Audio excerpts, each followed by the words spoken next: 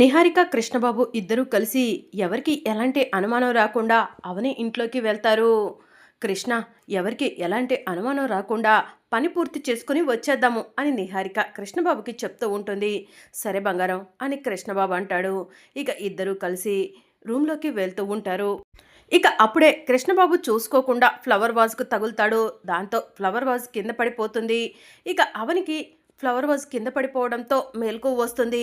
కృష్ణ, త్వరగా రా, ఖచ్చితంగా ఈ సౌండ్కి అవని లేస్తుంది, అలా వెళ్ళి దాక్కుందాం అని నిహారిక కృష్ణబాబుని తీసుకొని సోఫా చాటుకు వెళ్ళి దాక్కుంటుంది. ఇంతలో అవనికి మేల్కు వచ్చి బయటికి వస్తుంది. ఫ్లవర్ వాజు కింద పడిపోయిందేంటి? గాలికి పడిపోయే అవకాశం లేదే, ఇంట్లోకి ఎవరైనా వచ్చుంటారా అని అవని ఇల్లంతా వెతుకుతూ ఉంటుంది.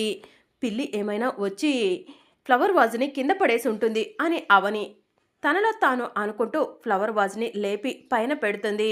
బంగారం, మనల్ని చూసి అవని పిల్లి అనుకుంటుంది అని కృష్ణబాబు నిహారికకు చెప్తూ ఉంటాడు. ఇక అవని ఫ్లవర్ వాజ్ మంచిగా పెట్టేసి మళ్ళీ వెళ్ళి పడుకుంటుంది. బంగారం, పద, అక్షయ్కు తాయెత్తు కట్టొద్దాం అని శ్రీకర్ అంటాడు. కృష్ణ, అవని ఇప్పుడే నిద్ర లేచింది కదా, 10 నిమిషాలు పడుతుంది అవని నిద్రపోవటానికి, ఆ తర్వాత వెళ్దాం అని నిహారిక అంటుంది. సరే బంగారం, నువ్వు ఇక్కడే ఉండు, నేను సైలెంట్గా వెళ్ళి పని పూర్తి చేసుకొని వస్తాను అని కృష్ణబాబు అంటాడు. ఇక నిహారిక సోఫా చాటున అలానే దాక్కొని ఉంటుంది. కృష్ణబాబు అవని శ్రీకర్లో ఉన్న రూమ్లోకి వెళ్తాడు. అక్షయ్ చేతికి తాయెత్తు కట్టాలని చూస్తూ ఉంటాడు. ఇక అప్పుడు శ్రీకర్ అటు ఇటు మెసులుతూ ఉంటాడు. కృష్ణబాబు కర్టెన్స్ చాటున దాక్కుంటాడు. ఎలాగో ఒకలా పని పూర్తి చేయాలి అని కృష్ణబాబు తనలో తాను అనుకొని అక్షయ్కు ఎలాగైనా తాయెత్తు కట్టడానికి విశ్వ ప్రయత్నాలు చేస్తూ ఉంటాడు. కానీ శ్రీకర్ సడన్గా లేవటం అలా చేస్తూ ఉంటాడు. వామ్మో, చంపేశావు కదరా, నువ్వు లేచింది వాష్రూమ్కా అని కృష్ణబాబు తనలో తాను అనుకుంటూ ఉంటాడు. ఇక శ్రీకర్ వాష్రూమ్లోకి వెళ్ళగానే వెంటనే కృష్ణబాబు అక్షయ్ చేతికి తాయెత్తును కట్టేస్తాడు. మెల్లగా అవని వాళ్ళ రూమ్లో నుంచి కృష్ణబాబు బయటికి వస్తాడు. బంగారం, త్వరగా రా, పని పూర్తయిపోయింది, ఎవరైనా చూస్తారు అని కృష్ణబాబు నిహారికను అంటాడు. ఇంత తొందరగా పని పూర్తి చేశావా కృష్ణ అని నిహారిక అంటుంది.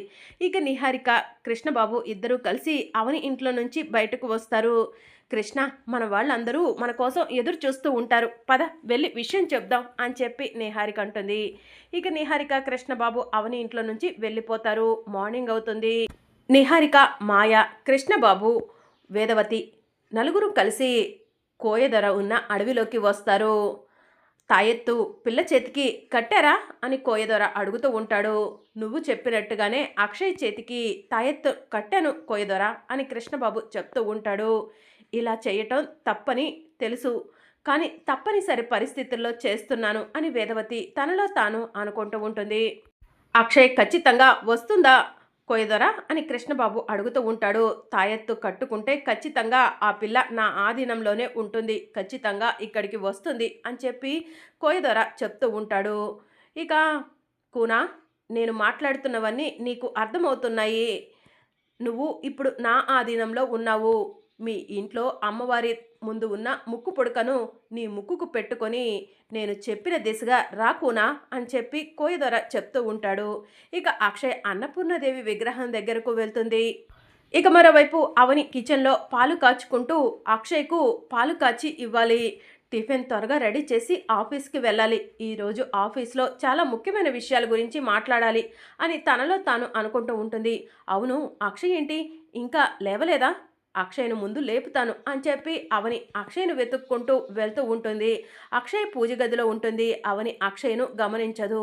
అవని అలా పక్కకు వెళ్ళిపోగానే అమ్మవారి ముందు ఉన్న ముక్కు పుడకను తీసుకొని అక్షయ తన ముక్కుకు పెట్టుకుంటుంది. కూనా, రా కూనా అని కోయదొర పిలుస్తూ ఉంటాడు. అవని అక్షయ్ కోసం ఇల్లంతా వెతుకుతూ ఉంటుంది.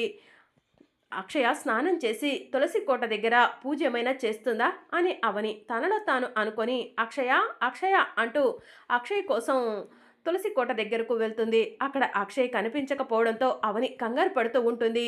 ఒక్క పిలుపుకే పలుకుతావు కదమ్మా, ఇప్పుడు ఇన్నిసార్లు పిలిచినా పలకట్లేదు, ఎక్కడైనా దాక్కున్నావా ఏంటి, నన్ను భయపెట్టాలని చూస్తున్నావా, ప్లీజ్ అమ్మా వచ్చేసేయమ్మా అని అవని గట్టి గట్టిగా అరుస్తూ ఉంటుంది.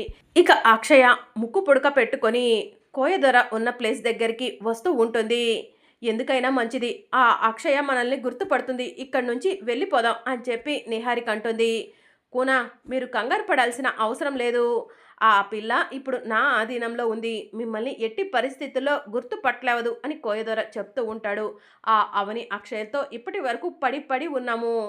ఆ అవని అక్షయల మహిమల గురించి నీకు తెలీదు కాబట్టి నువ్వు ఇలా అంటున్నావు. ఏదైనా జరగరాంది జరిగి అక్షయ్ మమ్మల్ని గుర్తుపట్టిందే అనుకో, మా గురించి అందరికీ ఇంట్లో చెప్పేస్తుంది అని చెప్పి నిహారిక అంటుంది.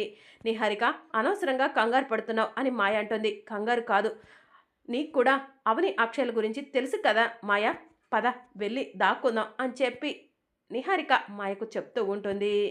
కోయదొర, అక్షయ్ ప్రాణానికి ఎలాంటి ప్రమాదం ఉండకూడదు. అక్షయ్కు ఉన్న శక్తులు మాత్రమే పోవాలి. నేను ముందే చెప్తున్నాను అని వేదవతి అంటుంది. సరే అమ్మా, ఆ పిల్లకు ఉన్న శక్తులు పోయి మీకు పూర్వ వైభవం రావటం కోసమే ఇదంతా చేస్తున్నాను. ఆ పిల్ల ప్రాణాలకు ఎటువంటి డోకా ఉండదు. మీరు బయలుదేరండి అని చెప్పి కోయదొర చెప్తూ ఉంటాడు. ఇక నిహారిక, మాయ, కృష్ణబాబు, వేదవతి చాటుగా వెళ్ళి దాక్కుని చూస్తూ ఉంటారు. మాయ వేదవతి వాళ్ళతో వెళ్లే ముందు కోయదొర వైపు చూసి, గుర్తుంది కదా నేను చెప్పింది, ఆ అక్షయ్కు ఉన్న శక్తులన్నీ పోవాలి. అలాగే ఆ అక్షయ్ను పసరు మందిచ్చి చంపేసేయి. ఎవరు అడిగినా కూడా నేను చూసుకుంటాను. ఆ తర్వాత ఆ పిల్ల ముక్కుకు ఉన్న ముక్కు పుడకను నాకు ఇవ్వాలి నువ్వు అని చెప్పి మాయ కోయదొరకు చెప్పిన విషయాన్ని కోయదొర వైపు చూస్తూ కోయదొరకు గుర్తు చేస్తూ ఉంటుంది.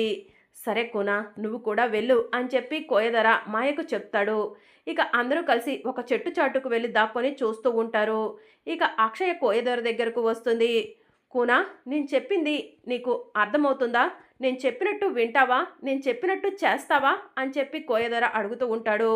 చేస్తాను అని అక్షయ్ అంటుంది. నీ వల్ల పల్లెటూరిలో మీ నానమ్మ గౌరవం తగ్గిపోయింది. మీ నానమ్మకు గౌరవ మర్యాదలు ఉండేవి. అవన్నీ కూడా నీ వల్లే పోయాయి. మళ్ళీ తిరిగి మీ నానమ్మకు గౌరవ మర్యాదలు ఇచ్చేద్దామా అని కోయదొర అడుగుతూ ఉంటాడు. ఇచ్చేద్దాము అని చెప్పి అక్షయ్ చెప్తూ ఉంటుంది. అయితే నువ్వు ఈ ముగ్గులో కూర్చో అని కోయదొర అంటాడు. ఇక అక్షయ్ ముగ్గులో కూర్చుంటుంది.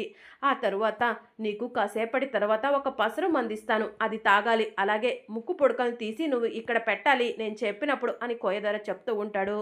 సరే కోయదొర అని చెప్పి అక్షయ్ అంటుంది. మాయా, కోయిదొరేంటి పసరు మందు అంటున్నాడు? పసరు మందులు అలాంటివి తాపిస్తే అక్షయ్ ప్రాణానికి ప్రమాదం. అక్షయ్కి ఏదైనా జరిగితే అవని బ్రతకలేవదు. అవని పంచ ప్రాణాలు కూడా అక్షయ్ పైనే పెట్టుకుంది.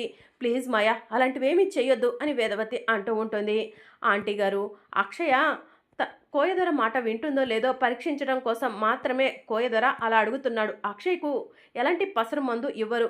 అక్షయ్ ప్రాణాలకి ఎలాంటి ప్రమాదం ఉండదు. మీరు అనవసరంగా కంగారు పడకండి అని చెప్పి నిహారిక అంటుంది. అమ్మా, నీకు పూర్వ వైభవం రాబోతుంది, మంచి రోజులు రాబోతున్నాయి అని కృష్ణబాబు అంటూ ఉంటాడు. కాసేపట్లో ఆ అక్షయ పసరు తాగి అక్కడికక్కడే ప్రాణాలు వదులుతుంది. ఆ తరువాత కోయదొర ముక్కు పుడకను తీసుకొచ్చి నాకు ఇస్తాడు. ముక్కు పుడక తీసుకొని నేను ఇక్కడి నుంచి జంప్ అయిపోతాను. వేదవతి వాళ్ళు అక్షయ్ చనిపోయిందన్న కంగారులో పరుగులు తీస్తూ ఉంటారు. అదే జరగబోతుంది అని మాయ తనలో తాను అనుకుంటూ ఉంటుంది. ఇక మరోవైపు అవని అక్షయ్ కోసం వెతుకుతూ ఉంటుంది.